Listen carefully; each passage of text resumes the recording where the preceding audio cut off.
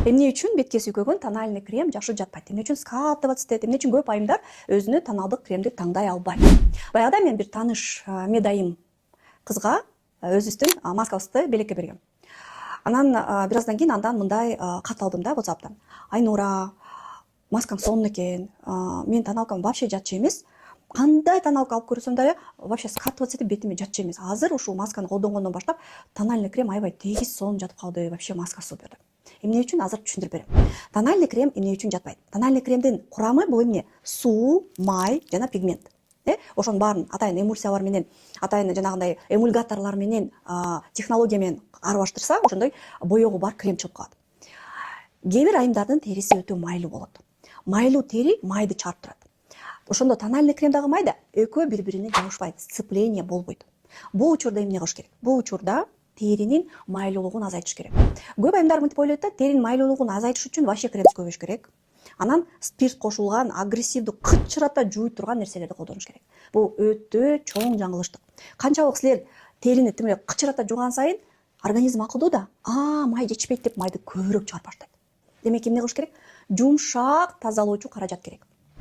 Органикалык, табигый болсо андан беш бетер жакшы. Мисалы биздин гель для умывания жыты жок, прозрачный, аябай жумшак тазалайт. Аны менен жуугандан кийин бетиңер тартылбайт. Жууп жумшак бойдон калат.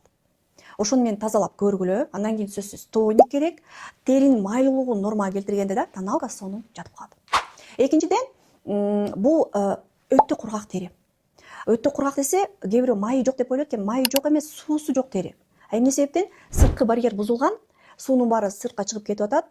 Анан бул тери негизи эле крем жакшы жатпайт да, сиңирбейт. Кургак болуп турса, чешуйкалардын баары чыгып турса. Ошон үчүн крем, тональный крем жакшы жатыш үчүн тери нымдуу болуш керек. Теринин ден соолугу менен иштеш керек. Биз ойлойбуз, макияж коюп койсок эле супсу болуп калабыз деп. Жок, өзгөчө жаш кыздар ошентип ойлойт экен да. Жок. Макияж ден соолугу чын, нымдуу териге аябай жакшы болуп туруп, теринин сулуулугун арттырат. Эгерде жабыркап аткан, кургап аткан, суу жетишпеген териге койсоңор, кош бетер пачканын чыгарып, страшно кылып көрсөтүп коет. Ошон үчүн терини кургак кылбаш керек. Нымдуулукту эмне берет? Гиалуронка кылып берет. Биздин кремдерде, ар бир кремде, назикте дагы, мультивитаминде дагы, агартуучу, от купероза дагы бүт баарында гиалурон кычкылы, церамиддер бар барьерди толтуруш үчүн жана башка пайдалуу заттар бар. Теринин калыбына келтириш керек. Эмне үчүн маска жардам берет? Анткени маскада пептиддер, гиалуронка, минерал, антиоксидант аябай көп. Ошо менен дагы калыбына келтирип алсаңар болот. Үчүнчү, бул теринин микрорельефи. Рельеф деген эмне? Эгерде мындай карасак, өңгүл-дөңгүл болбой, түз болуш керек. Кармасак дагы колго урунбай, быдырала болбой, түз жана назик болуш керек. Аны кантип кылабыз? Аны туура жуунуу менен кылабыз. Көп айымдар туура жуунганды билбейт. Керек болсо регулярдуу түрдө жуунбайт. Чарчадым деп жатып алат. Ошол жуунууну адат кылыш керек. Жуунмайынча жатпайм. Анан жуунганда туура каражаттарды таңдаш керек. Эгерде күнүгө туура жуунсаңар эле териңер супсулуу жашынакай туп-тунук болуп чыга келет. Естественно, ошондой териге, түз териге, өңгүл-дөңгүл, быдыр-сыдыр биягынан майлар чыгып турган, биягынан өңгүлдөр чыгып турган эмес, бир каптагы териге тональный крем дагы жашынакай жатып, сулуулугун көрсөтөт.